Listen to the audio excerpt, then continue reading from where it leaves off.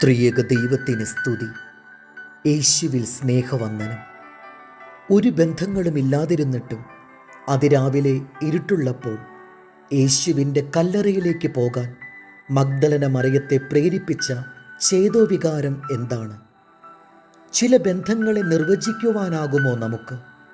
അമ്മയെ ജന്മം തന്നവളെന്നും, സഹോദരിയെ ഒരേ ഉദരത്തിൽ പിറന്നവളെന്നും, ഭാര്യയെ ജീവിത പങ്കാളിയെന്നും, കാമുകയെ പ്രേമിക്കുന്നവളെന്നും നിർവചിക്കാം.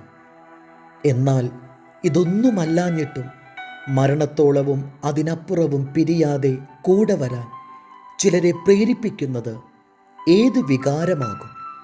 ശരീരം കൊണ്ടല്ലാതെ ആത്മാവ് കൊണ്ട് തൊട്ടറിയാവുന്ന ചില ബന്ധങ്ങളുണ്ട്. ആ ബന്ധത്തിലാണ് മഗ്ദലനക്കാരിക്ക് യേശു പ്രിയപ്പെട്ടവനായി മാറുന്നത്.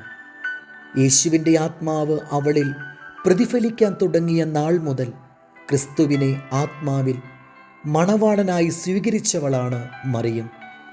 വിശുദ്ധ മർക്കോസ് തൻ്റെ സുവിശേഷത്തിൽ പറയുന്നത്, മറിയത്തിൽ നിന്ന് 7 പിശാചുക്കളെ യേശു പുറത്താക്കിയെന്നാണ്. യേശു അവളിൽ നിന്ന് തിന്മയെ കഴുകി നന്മ നിറഞ്ഞവളാക്കി തീർത്തു. മരണത്തിനപ്പുറവും കെട്ടുപോകാത്ത ഒരാത്മബന്ധം മറിയത്തിൽ ഉടലെടുക്കുവാനുണ്ടായ സാഹചര്യം ഈ കരുണയാണ്. യേശുവിൻ്റെ മരണത്തോടെ തൻ്റെ ദീപം അണഞ്ഞുപോയി എന്ന് ചിന്തിച്ച് തകരുന്നവർക്ക് യേശു മരണാനന്തരം പ്രത്യക്ഷനാകുന്നു. സഹനങ്ങളുടെ കുരിശുചുവട്ടിലും എല്ലാം അവസാനിച്ച കല്ലറക്കരികിലും ചേർന്ന് നിൽക്കാൻ ഇങ്ങനെ ആരെങ്കിലുമുള്ള ജീവിതം എത്ര ധന്യമാണ്!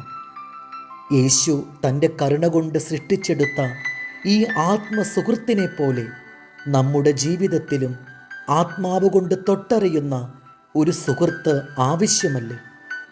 മരണത്തിലും പിരിയാത്ത സൗഹൃദം.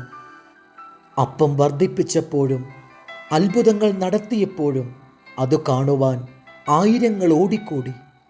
എന്നാൽ ഒരു കല്ലേറ് ദൂരം മാറി നിന്ന് ഇവൾ സഹനത്തിൻ്റെ കുരിശിൻ ചുവട്ടിലും മരണത്തിൻ്റെ ഇരുട്ട് വീണ കല്ലറയിലും ആദ്യമെത്തി ചേർന്ന് നിൽക്കുന്നു. നമുക്ക് വേണ്ടത് ഇങ്ങനെ ഒരുവനെയാണ്, ഒരുവളെയാണ്. ലൂക്കോസ് 10:42. എന്നാൽ അല്പമേ വേണ്ടൂ, അല്ല ഒന്നു മതി. മറിയം നല്ല അംശം തിരഞ്ഞെടുത്തിരിക്കുന്നു, ആരും അത് അവളോട് അപഹരിക്കുകയില്ല. ദൈവം നമ്മെ അനുഗ്രഹിക്കട്ടെ.